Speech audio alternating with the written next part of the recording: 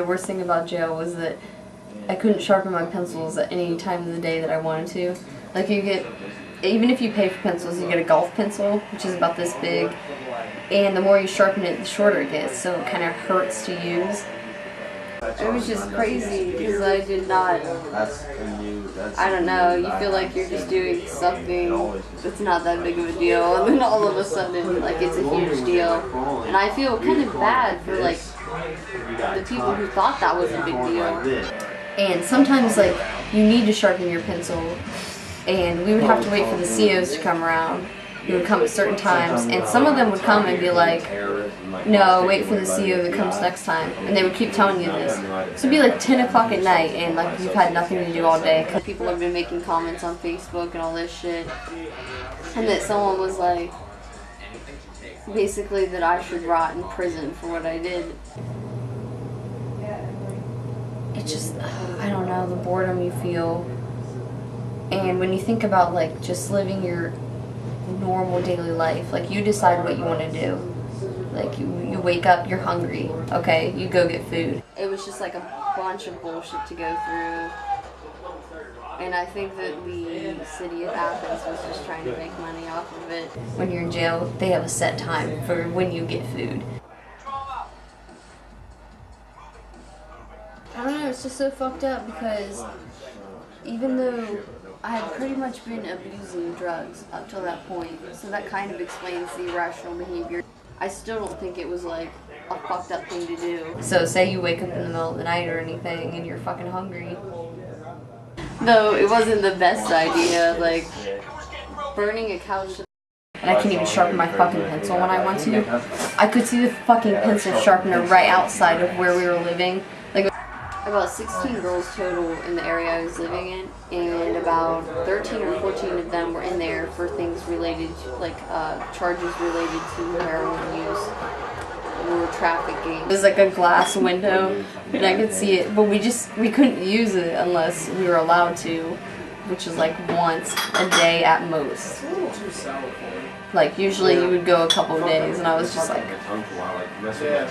that was the only thing that was gonna make it decent for me. Like, a few of these girls were asking me what I was in there for, and I explained it, and they just laughed. Like, are you serious? They sent you to jail for this?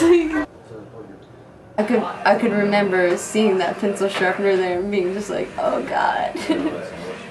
Like, I want to write something, at least something to make this worth it. The COs are not nice at all.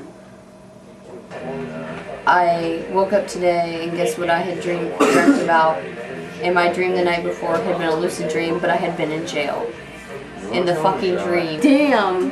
They can get to me like when I'm awake, they can get to me when I'm asleep.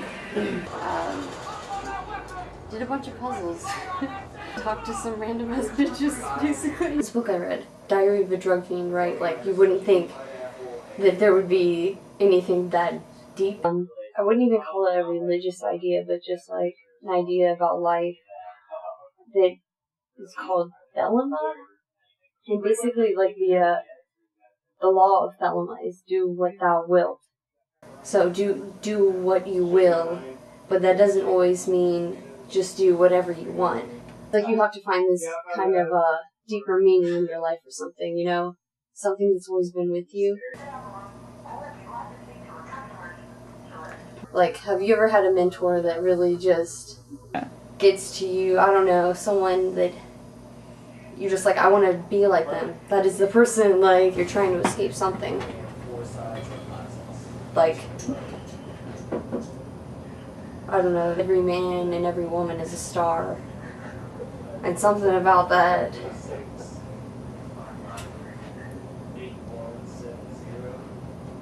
To me, it just says everyone has potential. But I guess potential can only go so far. When did we get those really nice rolls? Have you ever taken a roll before? Because I wasn't feeling anything. I'm like, this is fucking bullshit. It was a crazy night. We were in the car, and I think we were trying to find boxes so we could move my sister out of her place. And saying, just, you haven't done anything. She went to an art school, really expensive, and been like completely ungrateful. You've just been taking our money, and like my sister didn't have like a clear-cut plan, and just typical argument stuff. And my parents had been talking with her, trying to get her to go out and do something. My dad, she just like never really seemed to do it. She would seemingly just ignore him. I remember I was just like staring out the window listening to this. I started yelling back at him, saying, I've been doing the best I can. At this moment, it actually just started raining. Like my mother and my sister were just, my dad was saying that he was just gonna, screaming at my dad, he was screaming at them and leave. Like he was just gonna get on a plane and leave Baltimore where we were. I think I was 19 when this happened. It was pretty much like he was saying that he was just gonna leave the family. I can't let this happen. What I would say if my dad did get out of the car, what are you doing? Or you can just sit in the back and I'll drive us around. But anyways, so just remember going through all that in my head. I remember just rehearsing in my head, and I kind of lost myself. My dad did get out of the car, and I was like, okay, well, here it is. So I jumped out of the car, and I think I got as far as, what are you doing?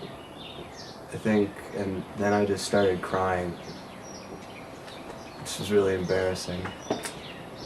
But my dad, he just looked at me and he said, I'm just getting out of the driver's seat so your mom can drive. So it turned out he wasn't leaving, which made me feel like even more embarrassed because I jumped out of the car to try and like save this situation. It turned out I didn't even need to. And I'm like, oh, well, good. And eventually found a place that had boxes. I remember it was just me and my dad sitting in the car, and I was pretty mad at him still, but here he just completely lost it. He was just screaming, and even he was kind of crying while he was yelling. I was sitting behind him, so we weren't face to face. My dad said, I think I just said whatever to it.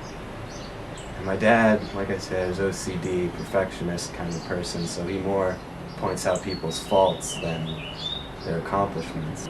I think that might have been really the one time where I think I was getting a completely genuine compliment from my father.